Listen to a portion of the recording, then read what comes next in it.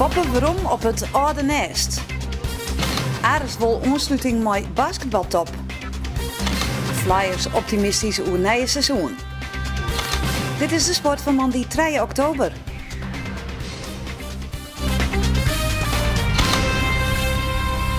Goeien en welkom bij Boppenslag. De voetbalclub ONS uit Snits is ambitieus en wil meedraaien in de top van de haatklasse. We winnen bij de wedstrijd in de koprinner, WHC. En omtinken voor de drafbaan in Wolvergeer, ik in deze uitsturing. Het wie de eerste werkdag van Foppe de Haan bij Sportclub Jereveen. Aron Toonsdie waard bekend dat de oud-Jereveen-trainer een rol krijgt binnen de jeugdopleiding. Maar het kjelleswier als zo'n december waterpraat over een veromkeer. En Joet weer dan eindelijk de eerste werkdag. Ben je blij dat je weer waarom binnen bij de club? Ja, daar ben ik wel blij om. Ga ik wel wat doen, hè? Nee, ik vind het hartstikke leuk. Joet de eerste werkdag? Ja, wie kwart. Ja, kwart maar krachtig. Ja, en zijn eerste werkdag, heb je dan het gevoel dat de werknemers blij binnen dat je weer waarom binnen? Een soort voeskje? Nou, valt het mooi? Dat valt wat mij. Ja, je moet zo volle komst in het cent, maar om Jelvin Johan op menu te maken. Maar de dames van de receptie die, hey, Foppe, bist er weer? Ja, oké. Nou, welkom hè. Nou, zo ongeveer. In 2004 nam Foppe de Haan Oski als trainer van Sportclub Jereveen. Nou, zo'n letter maakt hij zijn rentree. Net als haar trainer, maar hij zal een vooral rugtje op de talenten van de club. Dat de Haan nou weer waarom is bij zijn oude leefde, heel wat fort nierde. Al zoend december vlien hier wie hij impeteert met de club. Maar het wordt lang voordat de directie zijn fiat joeg. En dat komt omdat er een natuurlijk spanningsveld is tussen de juwduistige directie en de molie die het verhinderen voor het seizoen. Het is het oortijd, oormeesken. En dan maak ik weer nou ja, zo wat frisse startmaatje. Maar zij ben benauwd. Dat weet ik niet, als ze van de meest in geval wie het net staat dat het benauwd weer, die wil gewoon een paar dingen uitpraten. He, die hier zeggen gewoon mij stoort op een moment, nou dat had hij me verteld. Nou, oké, en dat weer klaar. Kent het wijze dat misschien de Duitse directie zei het van ja, als we Foppe de Haan binnenheljen, krijgen we aan ja, de macht van Riemer komt dan aan zijn nek waarom? Zou dat kunnen? Dus je hoort het nog net als een bedreiging, maar je hoort als een oplossing van dingen soms. Want ja, soms misschien wel het gevoel dat de Duitse directie het wel short als een bedreiging. Nou, Hans maar net. Nee. Hans mij toch sowieso opvoed. Ik ben net van 2000, een jongetje 4 jaar jonger, denk ik bij voetballen. Ik ben net precies. Wat zien je nou weer? Maar de algemeen directeur bijvoorbeeld, Robert Veenstra. Nou ja, dat weet ik niet precies hoe die erin zit, maar daar praat ik nooit door dit soort dingen. Maar dat weet ik net. Na zijn voortgaan bij Jereveen is Foppe de Haan 2 keer Europees kampioen geworden bij Jong Oranje en had de trainer West in het boeteloon. Kwart zijn, Foppe de Haan had een C-ondervinding opdienen en daar kan Jereveen nou van profiteren. Ja, ik wil dat kwijt. Ik wil dat ons uitdragen en als ze daar wat mee doen, dan hebben we er alleen maar wel een voordeel van. Want in 2004 nam je Auskief bij Sportclub Jereveen, dan kwam Jong Oranje, Afrika, Tuvalu. Je bent een betere trainer geworden. Ja. Jereveen krijgt een betere trainer weer waarom? Ik ben absoluut een betere trainer geworden. Ja. Je zul je net bemoeien met het eerste overtal? Nee. Is dat een hudde eerst? Nee. Ik val, hoe heet het, qua functie onder Jan de Jonge. Dus dat betekent van 12 naar beneden, dat is. En het kan best wezen dat in de toekomst blijkt dat het werkt, of dat je zegt van oké, ik wil met die Quentin Martinez ik zo, want die is bij de eerste, ik aan de gang, want dat zou heel verstandig wezen. En als ze dat in mij gaan vinden, dan doe ik dat. Ron Jans had je zijn van als je vindt dat je binnen moet lopen, of als ik vind dat jij bij mij binnen loopt, dan kom je maar en dan praten we over voetballen. En dus gaat het dan over voetballers. Nou, dat is prima. De Haan zal hem nou dwanden horen met het begeleiden en het ontwikkelen van de toptalenten. Want daar is de club in het verliezen toch bekend om. Maar de laatste jaren is dat verwetteren. En dus moet de club weer waarom naar hoe had het wie. En ik dat iedereen erbij betrokken wie. Dus als Gert-Jan trainde de senior bijvoorbeeld. En als er net koe wordt die ik het. Wat een probleem, want het vond gewoon mooi werk. En nou, dat soort dingen, dat je zegt van het is uw club en we doen het mij kan, dat is belangrijk. Nou, en dat gevoel is een kwestie van gevoel, maar hoe je werk doet, dat maakt er in weer om, vind ik. En als je dat beschouwt als cultuurbewaker, dan is dat zo. Door Jood voor het seizoen, toen hebben we de jeugdopleiding bij Jereveen toch eigenlijk alleen maar Romano Dennebo. als groot talent? Nou, dat weet ik niet. Ik zou net ophoesten. Maar volgens mij winnen we wel een paar meer. Maar daar gaat het net om. Het is goed voor de club, het is goed voor de omgeving, het is goed voor de voetbalclubs in de omgeving. Zo bij hoeveel er bij Harkema's Boys rennen die weer geen voetballen hebben. En zo ben je nou wat. Maar dus het betekent dat je een soort inkvlek meidje waar uiteindelijk je revenue uit komen. Maar als je het net doet, komen je revenue en ik net tevoorschijn. Dan heb je geluk. Dus je moet het geluk met je opbouwen. Nou, en ik denk, ik kan nou net meer zo goed herinneren, maar volgens mij is Timo Klomp uit de opleiding kwam. En zo ben er nou wat meer, ja. Jij bent in elk geval blij dat je weer om binnen. Ik denk dat het prima is voor mezelf en voor de club. Ik denk dat een soort mensen dat denken. Cambuur spelen vreed thuis in FC Emmen. De Leeuwers konden de laatste 3 wedstrijden net winnen, maar nobelen de 3 punten dus in Leeuwers. Ze wonnen met 2-1. Maar die overwinning moest van 4 komen bij Cambuur. Dat bepaalt geen sterke wedstrijd te leveren. Dit is wel een mooie vrije trap van Erik Bakker. En dit is een prachtige mogelijkheid op een paas van Hezen voor Sander van der Heijden. Waar Harm Seinstra, de keeper van Emmen, dit het gevaar te bezweren. En zo zakkert het spul van Cambuur in. En de CHN, als je de kansen zelfs net benutten, dan valt hij aan de andere kant. Hier is Randy Wolters, amper 2 minuten in het veld. En hij zet Emmen op slag van rest op een 1-0 vastsprong. Hij kan hem vrij aannemen. De invaller aan Emmen kant. Van de goede linker voet lezen. Uit Helly en het stuitsie van Bizot is lastig. En dan moet Cambuur in de achtervolging in de tweede helft. En het krijgt het hier een penalty van Skierschofter Lindhout. Sander Fischer, ex-Cambuur, helpt Mark de Vries onderuit. En Erik Bakker benut de penalty. 1-1. En dan komt er nog een penalty, want dan is het hier het paasje van Dissels. Komt in de hand van Mravec. En op een ei is Lindhout onverbiddelijk. Jouwt Cambuur de tweede penalty. Die wordt op een ei benut door Erik Bakker. En zo voetbal het Cambuur min, maar wint het wel met 2-1 van Emmen. De ambities binnen heeg bij de basketballers van Ares. Het doel is om komend seizoen bij de beste fjouwer te eindigen. De basketbalclubs hebben als een proto-orensport een bot last van de economische crisis. Maar met Ares gaat het wel goed. De club had een nieuwe haatsponsor, Lazolek. Erik Braal is de nieuwe trainer. En boven dat is een grutpad van de selectie bij elkaar bleun.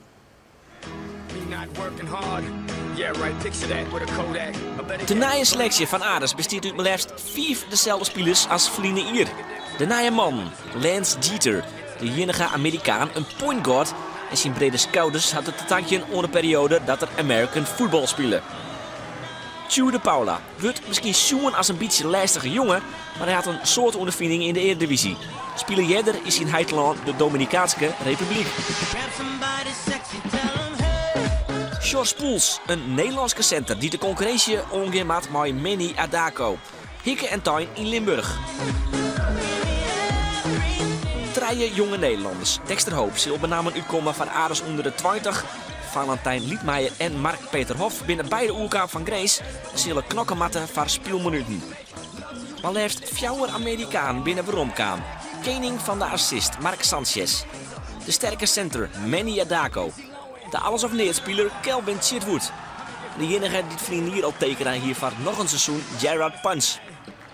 En hij is Nederlands, maar net minder belangrijk. Van het 3e seizoen bij Ares Andrew Dawson. En de nieuwe coach Erik Braal, opvolger van Piet Miller. We hebben groot succes tot de finale te halen met Bergen op Zoom. We zien als een grote naam in de basketbalwereld. Vol mij Ares eindig hier bij de beste fjouwer. Ik denk dat we het talent hebben om dat te doen. We hebben absoluut de spelersgroep. Dus Nederlanders in de verhouding tot de Amerikanen. De kracht van de Nederlanders, een goede bank. Dus er wordt echt niet overvraagd of het maximum eruit gehaald. En top 4 is voor mij wel dat ik niet voor de 4e plaats ga. Maar dat we proberen om zo hoog mogelijk te eindigen en zoveel mogelijk wedstrijden te winnen. Snuntion is Ares maar de competitie uiteindelijk op papier een drege start. Na je weken met Ares naar Grains en Snuntion namen de Leeuwers in de sport had het Kellediekje op de landskampioen van verleden jaar Leiden.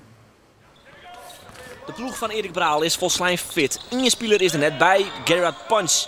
Hier is de eerste score van Lance Jeter. Hij zorgt voor het eerste godsje in de wedstrijd. Jim Moitjen hoe die vrij spelen wordt en de 3 punten over 8 te staan op dat stuit.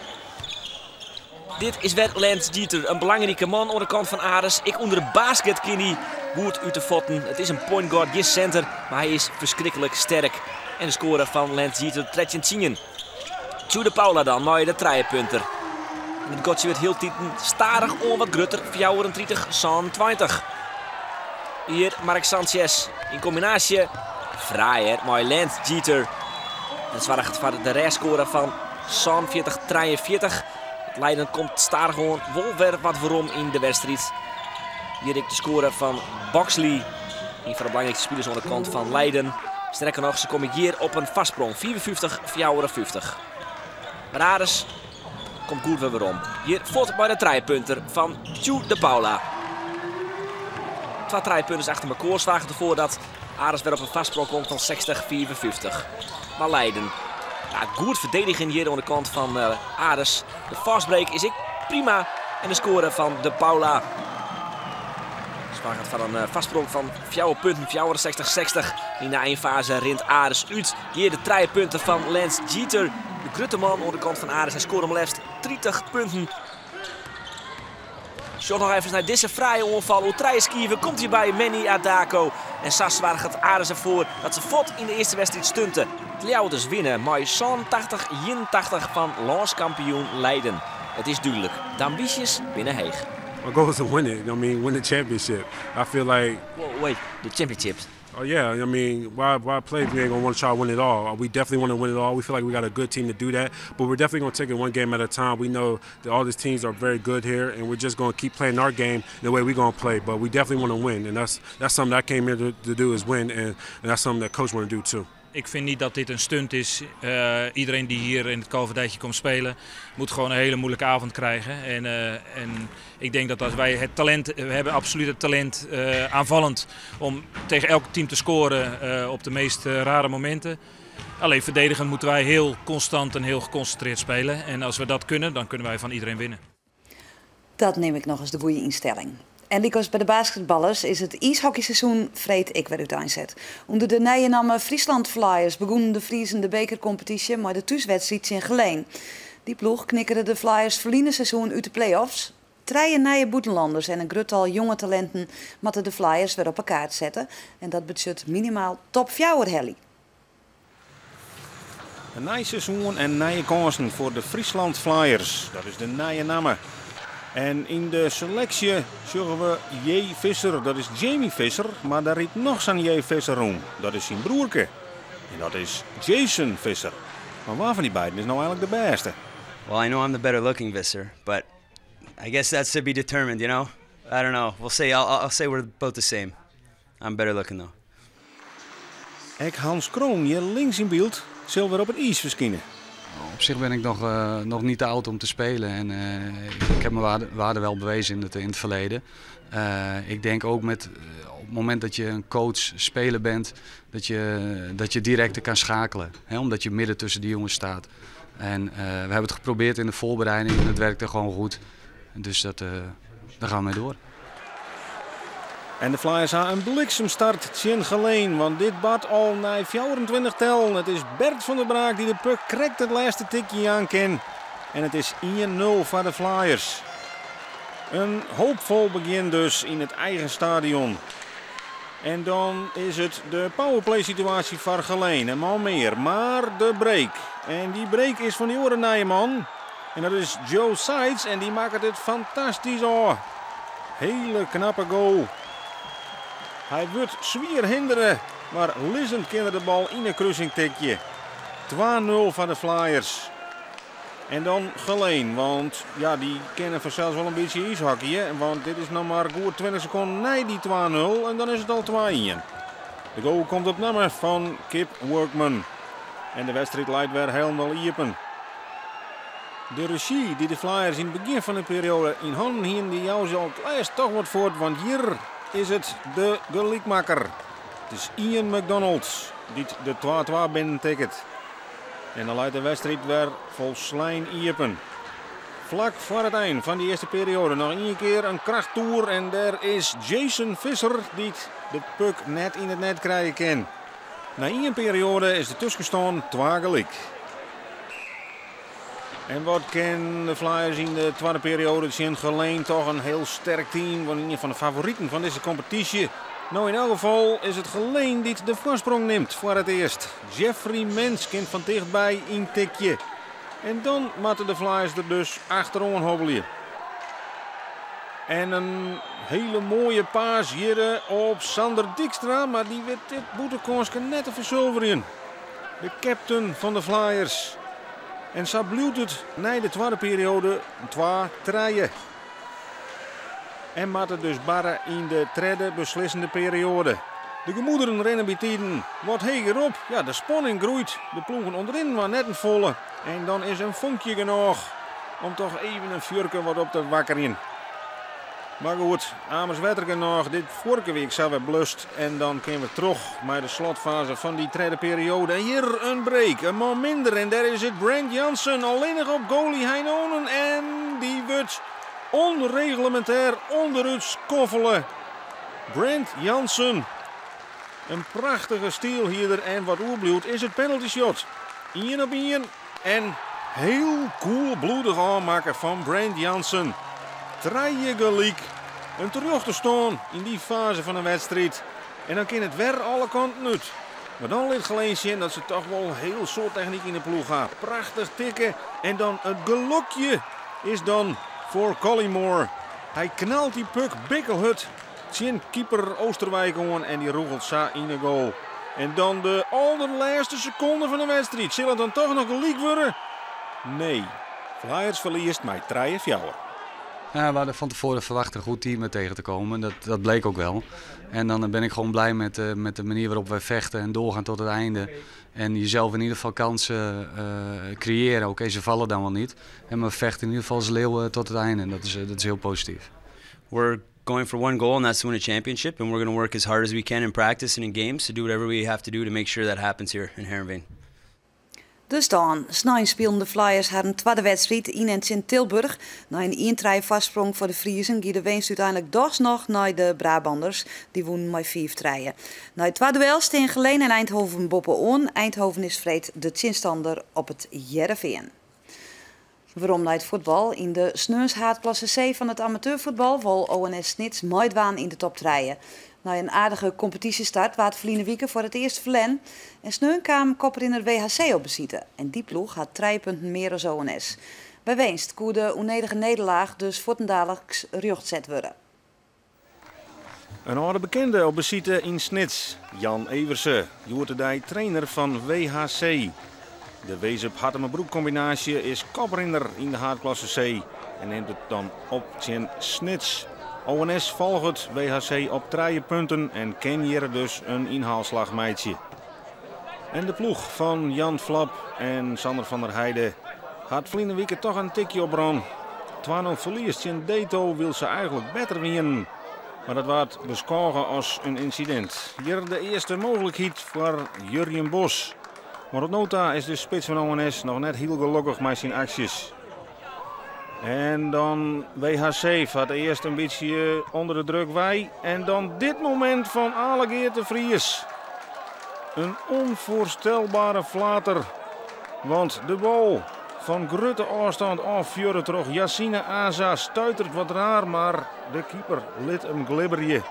En zo staat WHC op 0-1 na 13 minuten. En is Allegeert de man die in gedachten verzonken is. Hoe koert dit barre? Maar ONS kan vanzelfs gewoon op jacht gaan naar de gelijkmaker. En daar weer een kans voor Jurjen Bos. Maar Jurjen Bos die ziet het nog een beetje om de juiste vorm.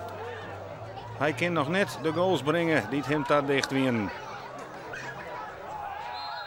WHC die groeit wat in de wedstrijd en creëert zo nou en dan zelfs een kans. Liek als hier voor Denis Mamudov, maar die had het vizier vies te heen gejochten. En zo is het maar 0-1 die het skoft.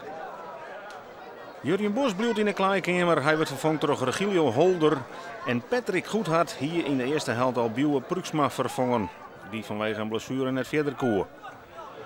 En dan is het offensief uiteraard van ONS. En met een aardige combinatie. Met González die stuurt dan Rozenburg voort. En dan twaatje in Ian helemaal vrij Patrick Goedhart. Maar die weet de bal oer de goal te krijgen. Onvoorstelbaar. Het zit dan ook aan alle kanten tjen bij ONS. Want zelfs opgelegen mogelijkheden worden net benut. En dan moet het misschien forceerd worden. Rozenburg, mijn aardige actie. Maar hij mist de goal. Het wordt een lastige midje voor ONS, dat is dan al duidelijk. En het is WHC wat gewoon zo nou en dan uitvallen kan en gevaarlijk worden kan. Wat hier gevaarlijk, want de tweede mogelijkheid is echt de tweede goal. Denis Mahmoudov rekt eerst nog de voet van de verdediger en via Alegeert de Vries verdwijnt de bal in het net. 0-2. En dan is er een goed oren spelen. En dit gebeurt 7 minuten later. Een bal van richting verloren. Eugene Webb is de schutter en de voet weer van Arnold Herder. En dan is het 0-3 voordat ONS eindelijk wat veromdwaan kan. Chris de Wacht. Hij maakt de 1-3. Het is zijn 4e competitietreffer en hij is clubtopscorer. Dat zei wel wat. Een verdediger, een middenvelder die clubtopscorer is. Maar de giftbeker moet leeg, want dit bad in de laatste minuten.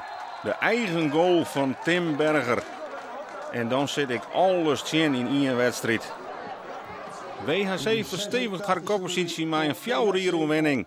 En ONS, ja, die piekert over de curieuze doelpunten die ze deze wedstrijd zien kregen. Ja, het verlies wie grut, maar vooral de wiezen weer op wie tiegen pijnlijk. Het vorige seizoen wie ONS de minst passeerde ploeg van alle haatklassen. En nu vallen de 10 goals als riepe appels. Ja, je wordt wie het bij mij te begin comedy capers. Ja, met alle respect. Het eerste was het eerste als keeper wist is een bal voor de stuit pakken. En nou ja, ik zal het boek maar eens weer oprakelen en maar eens weer van bladzijde 1 beginnen. Want ja, dit mag net gebeuren. Ja, het gebeurt. Ik bedoel, je kan gelukkig beelden zien en het zijn toch weer een aantal toch persoonlijke fouten wat ons momenteel wat nekken. In het begin de keeper en daarna 2 jongens die mee verdedigen, niet te druk op een bal geven. Ja, het zijn allemaal wel persoonlijke fouten, dus dat zijn wel dingen waar we naar onszelf moeten kijken. Nou, dus dan. WHC stiet stevig om kop met 13 punten uit 4 wedstrijden. Flevo Boys volgt het op 3 punten. ONS Snit zakt het naar het 9e plak. En Drachter Boys wacht het nog op de eerste oefening en is 1 naar de laatste. Het bestuur van Victoria Park, de drafbaan in Wolvergeer, houdt er mee op. Dat is naar oerlis tussen de eigenaar van de baan, Casper Veldink, en het bestuur besletten. In steed van een bestuur komt er nou een fulltime manager in dienst om de zaken beter op wadder te krijgen. De nieuwe manager is nodig omdat het oude bestuur wat er zat zelf volledige baan of bedrijven had en niet de tijd kon vrijmaken om te doen wat nodig is voor het park, om het park echt op te bouwen, commercieel, zodat we in de toekomst naar een betere draverijen toe kunnen. Waternijen-manager Wurreseel is nog net bekend maken. Wol zijn taak, hij moet de drafbaan weer nije allure aan. En nevens de eigenaar binnen ze al aardig op streek en zit er wel weer muziek in de drafsport in Wolvergeer. Daar zijn we van overtuigd en we zitten natuurlijk met alles op een dieptepunt. Aan de ene kant zeggen we dus wat is mooier als op een dieptepunt te beginnen. En als de hele economie en alles weer omhoog gaat en wij ondertussen aan het bouwen zijn, dan moet er toch in de toekomst weer een prachtbaan en een goed renderende baan kunnen komen. En dit weer de sport van Monday 3 oktober. Graag wies ik je op het Boppenslagcafé. Dat begint tongens die weer, ben we heel blij mee. Dan te gast Cambuurspits Martijn Barto en Oebele Skokker van Harkemasse Boys. Voor nu wens ik je nog een hele noffelijke jongen. Doeg!